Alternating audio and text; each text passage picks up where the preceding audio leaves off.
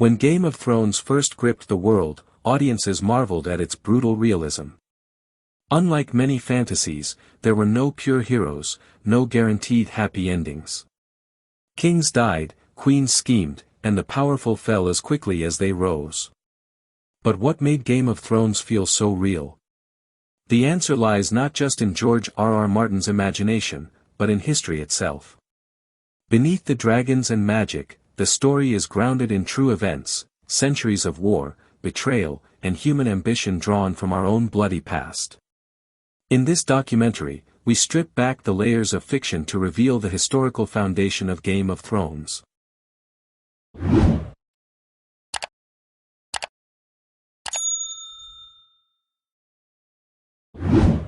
The War of the Roses, the civil war that inspired A Song of Ice and Fire. The heart of Game of Thrones beats with the rhythms of the Wars of the Roses, a series of brutal English civil wars that tore the kingdom apart between 1455 and 1487.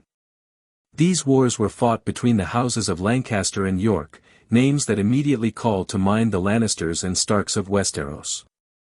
The Wars of the Roses weren't just battles for the crown. They were battles for survival. Families turned on each other. Nobles switched sides to save their lands or gain power. Like the shifting allegiances in Game of Thrones, no one could be trusted, and victory often went to the most ruthless, not the most just.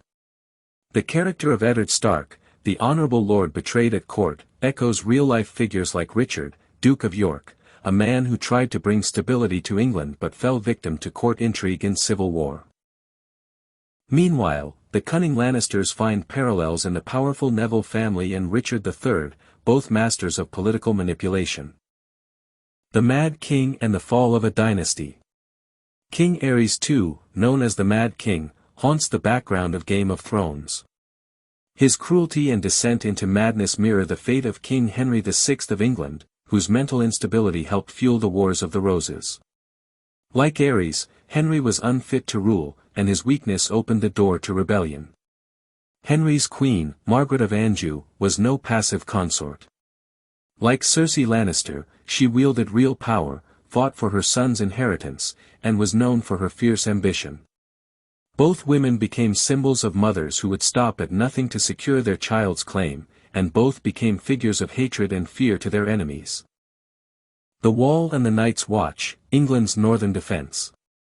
The Wall, that colossal barrier of ice separating Westeros from the wild lands beyond, finds its roots in Hadrian's Wall, a Roman fortification that stretched across northern England. Built in the 2nd century AD, Hadrian's Wall marked the edge of the Roman Empire and protected it from the so-called barbarians of the north. Like the Night's Watch, the Roman soldiers who manned Hadrian's Wall lived in harsh conditions, guarding the frontier from raiders.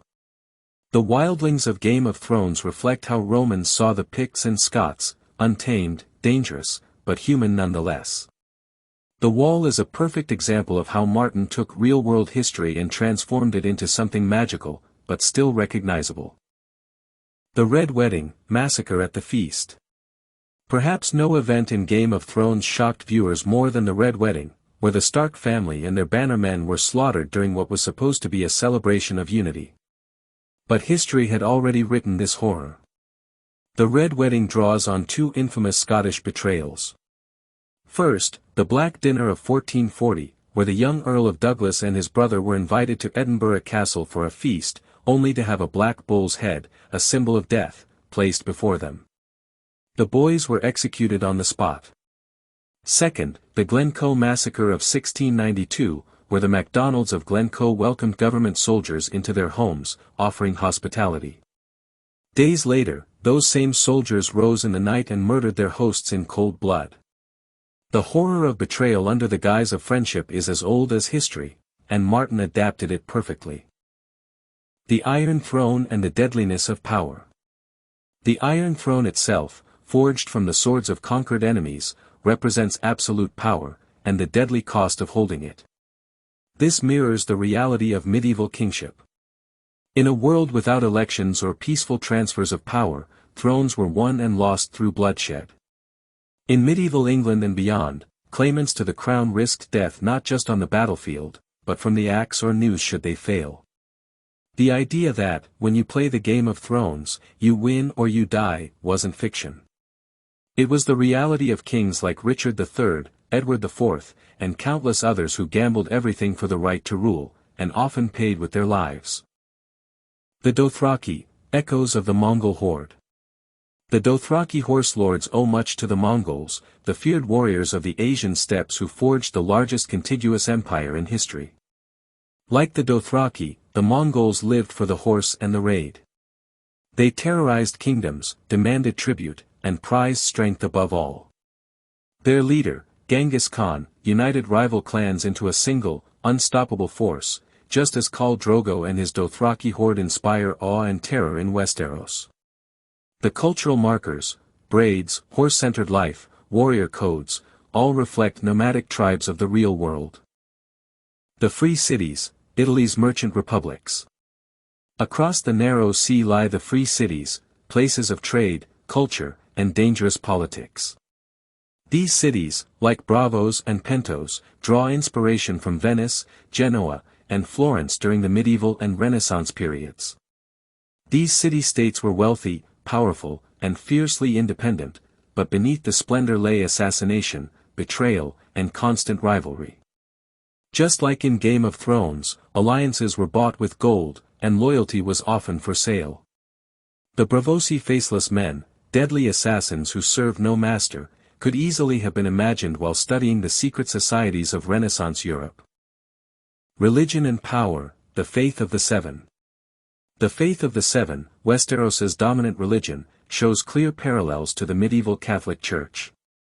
It's a powerful institution that influences kings, shapes laws, and can make or break rulers. The rise of the Sparrows and the militant arm of the faith in Game of Thrones mirrors real movements like the Peasants' Revolt or the radical religious sects that sometimes challenged or propped up monarchs in Europe's past.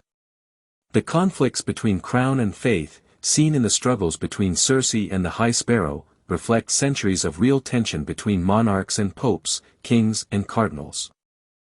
The bloody game of succession. Throughout Game of Thrones, one of the main sources of conflict is unclear succession.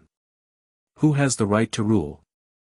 The wars fought over this question in Westeros reflect the real uncertainty that often followed the death of a king in medieval Europe.